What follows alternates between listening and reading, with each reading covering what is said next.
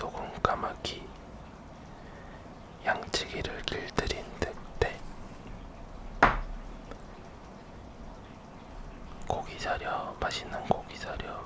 고개 장수의 마차가 길 한복판을 지나가고 있어요. 덜컹거리는 마차에서 고기 한 덩이가 툭 떨어졌지요. 고기 장수는 아무것도 모른 채 그냥 지나갔어요. 그때 마침 까마귀가 그걸 보고 눈이 위동그래져서 날아왔어요. 야, 맛있는 고기다. 까마귀는 잽싸게 내려와 고깃덩이를 몰고 날아갔어요. 혼자서 다 먹어야지. 까마귀는 두리번 하다가 높다란 나뭇가지에 앉았어요. 지나가던 여우가 그 모습을 봤어요. 고깃덩이를 빼앗아 먹어야지. 여우는 침을 꼴깍 삼키며 까마귀를 칭찬했어요. 까마귀야, 내 노래를 듣고 싶어. 내 목소리는 세상에서 가장 예뻐. 오, 아름답구나. 맞아, 내 노래는 최고지. 까마귀는 우쭐해져서 고개를 끄덕끄덕 했어요. 까마귀야, 어서 불러줘. 여우가 다시 한번 재촉했어요. 까마귀는 그만 고개도 있고 입을 벌려 노래를 시작했어요. 까까까 까까까까. 그러자 입에 물고 있던 고기가 아래로 뚝. 여우는 잽싸게 고기를 꿀꺽. 아, 맛있다. 까마귀야, 넌 노래도 못 부르고 어리석기까지 하는구나. 까마귀는 그제야 고기를 빼앗긴 걸 알았어요. 엉갑 엉엉갑. 양치기를 길들인 늑대. 풀밭에서 양들이 불을 뜯고 있었어요. 그때 늑대가 살금살금 다가왔지요. 아, 늑대다.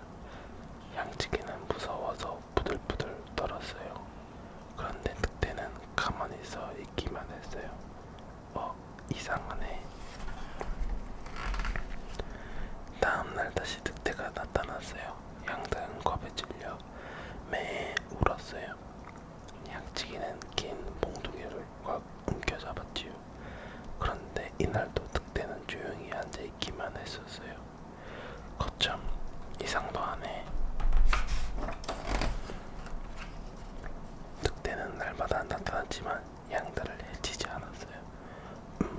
착하고 순한 늑대인가봐. 양치기는 늑대를 믿게 되었어요.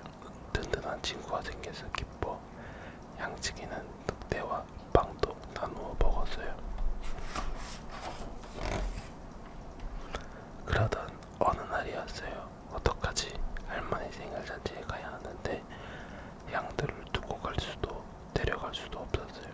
누가 대신 양들을 돌봐주면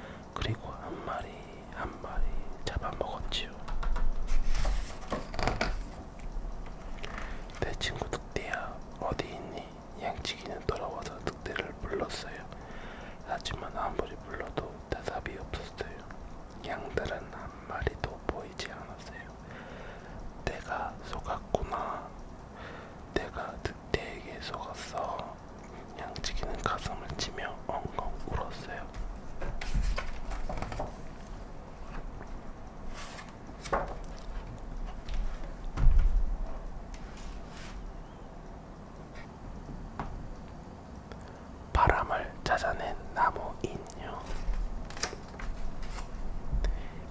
옛날 이개적 아주 고요하고 바람조차 없던 시절에 아이를 몹시 갖고 싶어하는 부부가 있었어요.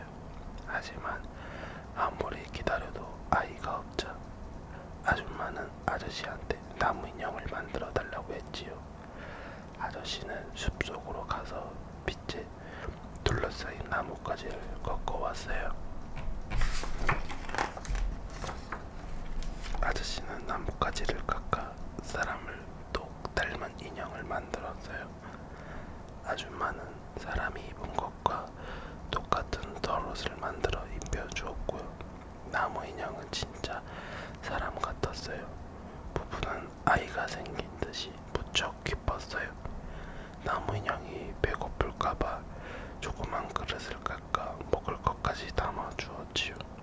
부부는 사랑스러운 눈길로 나무 인형을 바라보다가 밤에 기뻐서야 잠자리에 들었습니다. 다음날 부부가 일어나 보니 나무 인형이 안 보였어요. 먹을 것이 담겨있던 조그만 그릇도 비어 있었고요. 나무 인형의 조그만 발자국만 빛나는 길로 이어져 있었지요. 자기가 태어난 나무의 빛을 따라간 거예요. 빛나는 길은 세상 끝까지 이어져 있었어요. 나무 인형은 하늘과 땅이 맞닿은 세상 끝에 이르러 너무 답답해 공기도 안 통하고 바람도 안 들먹고 하고 중얼거렸어요.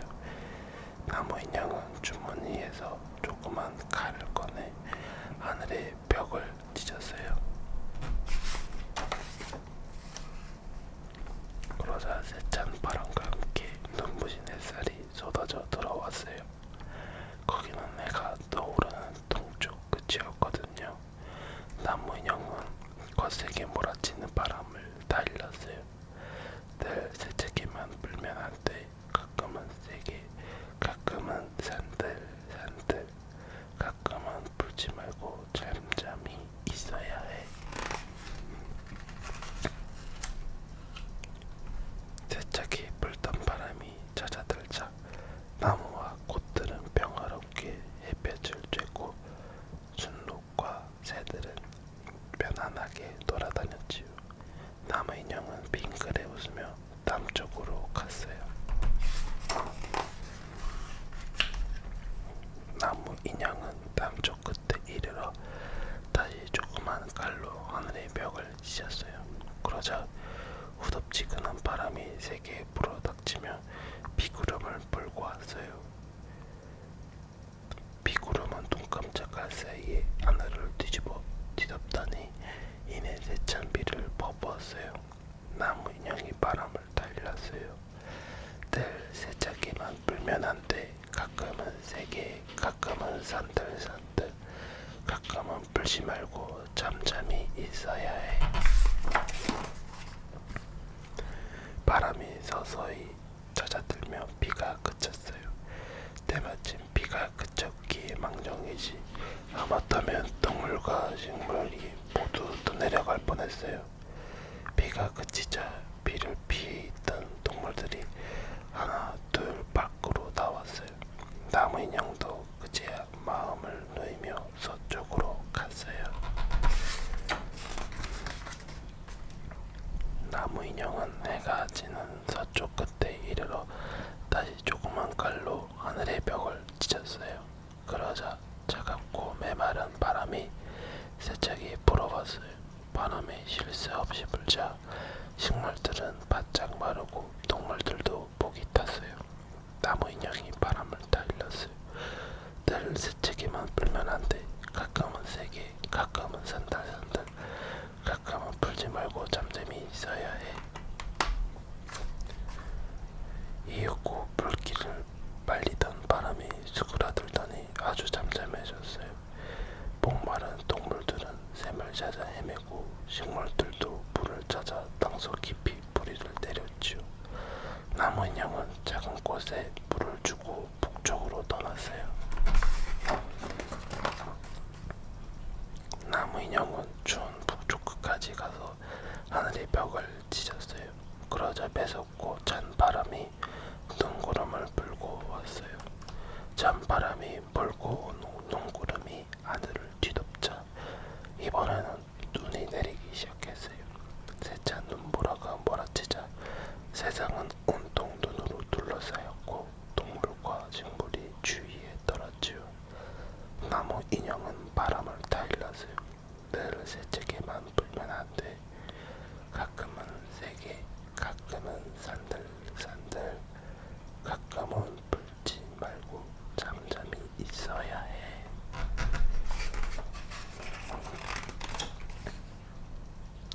바람이 눈구름을 몰고 사라져 가자 눈이 그치고 날씨가 개었어요.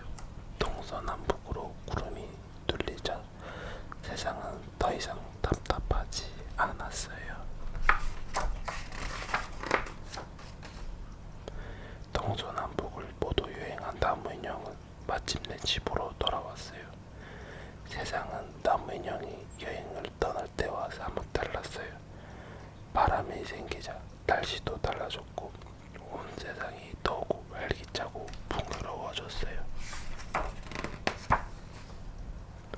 그 뒤로 에스키모들은 아기한테 나무 인형을 만들어 주었어요. 바람을 찾아낸 나무 인형처럼 자연을 잘 다스리는 슬기로운 아이가 되려고 말이에요.